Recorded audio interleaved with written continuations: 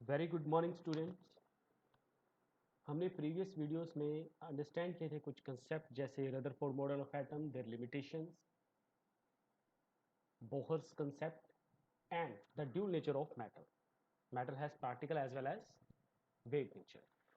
Student, आज का जो वीडियो सेशन होगा, 2 वीडियो सेशन होंगे इसमें, और इस वीडियोस में हम यही डिस्कस करेंगे क्योंकि टॉपिक थोड़ा कॉम्प्लिकेटेड है, तभी आपको 2 वीडियो सेशन दिए जाएंगे इसके।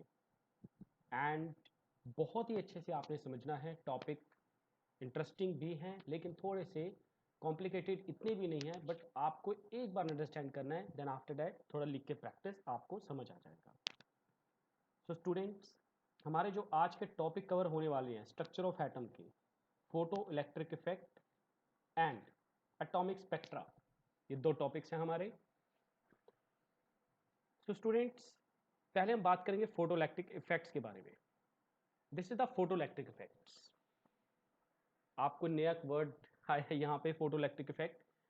What is the photo electric effect?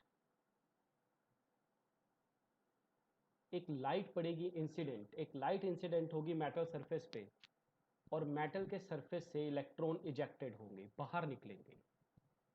और आपको पता है कि जैसे जैसे इलेक्ट्रॉन बाहर निकलेंगे, करंट आपका फ्लो होना स्टार्ट हो जाएगा। लेकिन ये लाइट है क्या? This is a photon. For your kind of information, light जो है एक तरह से क्या है? फोटोन। तो फर्स्ट पॉइंट देखिए, द इलेक्ट्रॉन्स आर इजेक्टेड। ये फर्स्ट पॉइंट अगर हम डिस्कस करें, electrons are ejected from the metal surface, तो कोई टाइम गैप भी नहीं होगा, बहुत जल्दी लाइट पड़ेगी और बहुत जल्दी इलेक्ट्रॉन बाहर आ जाएंगे। नंबर ऑफ इलेक्ट्रॉन जितने होंगे, वो जितनी इंटेंसिटी उसमें पड़ेगी लाइट की, उतने ही इलेक्ट्रॉन्स बाहर निकलेंगे। आपको पता है, कोई लाइट जब पड़ती है किसी भी सरफेस पे, तो एक हमें कम से कम फ्रिक्वेंसी चाहिए, minimum frequency which is known as threshold frequency. Students, this frequency is threshold frequency.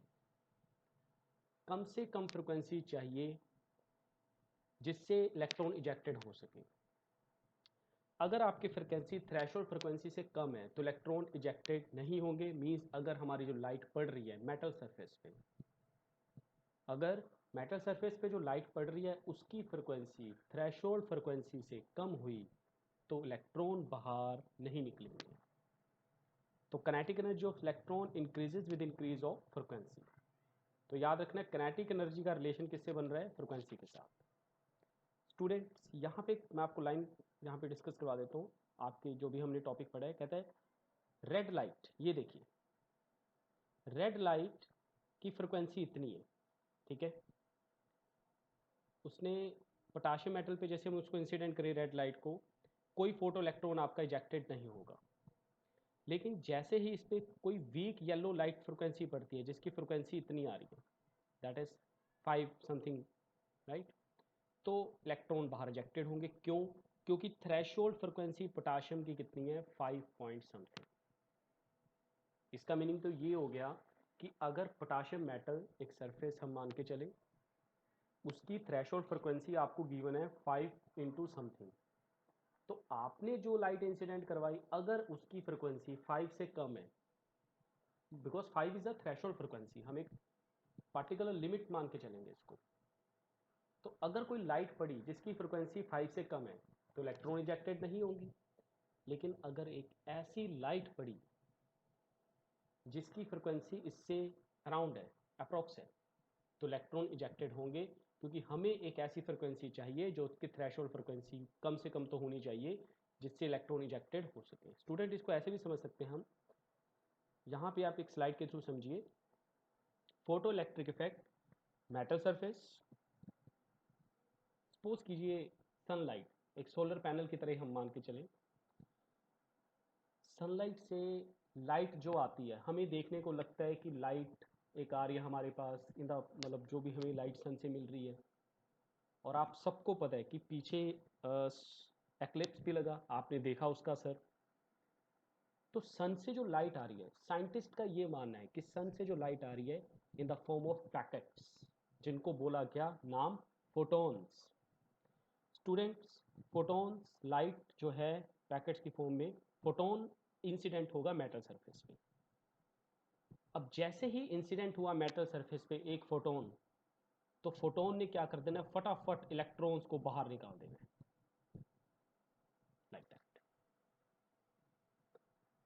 सारी गेम इस तरह से थी कि लाइट आई आपके सन से, that is in the form of photons, again electron बाहर निकल गए। यानी कि जैसे फोटोन गिरेंगे किसी मेटल सरफेस पे, इलेक्ट्रॉन हमेशा बाहर की तरफ मूव होंगे, जिससे आपको करंट आना स्टार्ट हो जाएगा। So that will be the topic, आप एक बार स्टडी करना है इसको।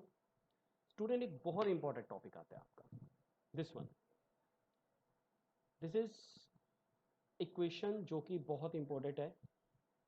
ये एक तरह से आपको पता है कि एनर्जी का फॉर्मूला क्या होता है। यस, हमने पीछे भी पढ़ा, एनर्जी का फॉर्मूला होता है that is H mu. What is H? Planck constant. What is mu? Frequency.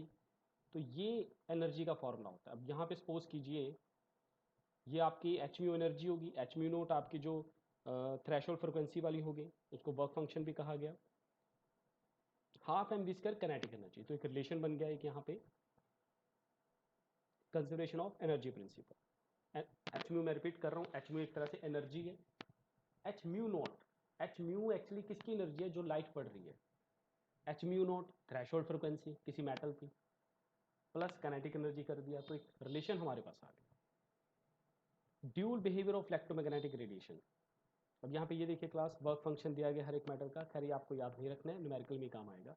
Student, एक न्यूमेरिकल के थ्रू आपको समझाते हैं, पहले यहाँ पे हम कुछ देखते हैं। हाँ, यहाँ पे लाइट के दो तरह के करेक्टरिस्टिक शो किए गए हैं। पहला करेक्टरिस्टिक तो लाइट का ये बताता है कि लाइट के पास ड्यूल बिहेवियर है। कैसे? Depending upon the experiment. For example, जो इंटरफेरेंस और डिफ्रैक्शन के एक्सपेरिमेंट हैं जो कि आप +2 में जाके रीड आउट करोगे, they are based on wave nature. Electron की वेव नेचर है। बट जो हमने ऊपर भी किया, that is a photoelectric effect, that is a photoelectric effect. इससे ये शो हुआ कि जो लाइट है उसकी कौन सी नेचर है? पार्टिकल नेचर है। इससे जो लाइट की जो नेचर है, that is a particle nature. तो बेसिकली हमने यही देखना है कि कौन से एक्सपेरिमेंट लाइट जो इलेक्ट्रॉन है उसकी वेव करेक्टर को शो कर रहे हैं, कौन से एक्सपेरिमेंट आपके उसकी पार्टिकल करेक्टर को शो कर रहे हैं। आइंस्टाइन ने दिया था ये इक्वेशन, और आपको तो पता ही है कि बहुत सारी थ्योरीज और भी इनसे रिलेटेड है। थ्योरी ऑफ रिलेटिविटी एक उनमें से है, इंपॉर्टेंट है। स्टूडेंट, अब न्यूमेरिकल पे फोकस करते हैं, थोड़ी आपको और आइडिया हो जाए। एनर्जी 1 मोल ऑफ फोटोन की आपको निकालनी है, जिसकी फ्रिक्वेंसी आपको गिवन है। देखिए एनर्जी का formula H mu, H is a Planck constant, ये वैल्यू होती है। म्यू आपको गिवन है, तो आपने एनर्जी निकाली, दैट इज दिस। 1 मोल में how many particle? 6 point something, तो सिंपल आपने मल्टीप्लाई किया, answer. 100 watt bulb emits monochromatic light of wavelength this much. तो आपको पता है कि लाइट अगर 100 वॉट का बल्ब दे रहा है तो उसकी कुछ ना कुछ वेवलेंथ भी होगी। आपको पता करनी थी calculate the number of photon. देखिए पावर कितनी है? इतनी। एनर्जी का फॉर्मूला क्या होता है? H mu. What is a mu? C upon lambda. Yes, values put करके आपने सी की, एच की, लैम्डा की, ये चीज़ निकाली। नंबर ऑफ फोटोन निकालनी है तो total power divided by energy, that is number of. ये न्यूमेरिकल्स बाकी हम आप करेंगे, आप एक बार रीड आउट करना, नहीं तो हम आपके वीडियो लेक्चर में कवर करेंगे नेक्स्ट में। सो इसी वजह से आप ये कह सकते हो, फोटो इलेक्ट्रिक इफेक्ट है, जैसे फोटोन गिरे, इलेक्ट्रॉन्स इजेक्टेड हुए किसी मेटल सरफेस पे, एक थ्रेशोल्ड फ्रिक्वेंसी बहुत इंपॉर्टेंट है क्लास, इसको आप पढ़ भी लेना। स्टूडेंट, बात करते हैं स्पेक्ट्रम की। स्पेक्ट्रम क्या चीज़ है?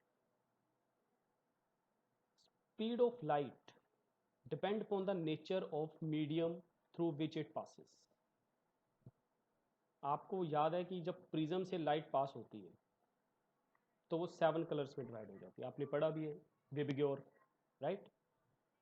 तो स्पेक्ट्रम मान लिया हमने।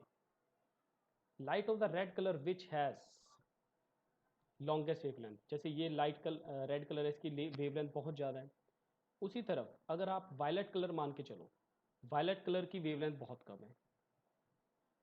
सो जो वायलेट है, वायलेट की वेवलेंथ बहुत क्या है? कम। The spectrum of white light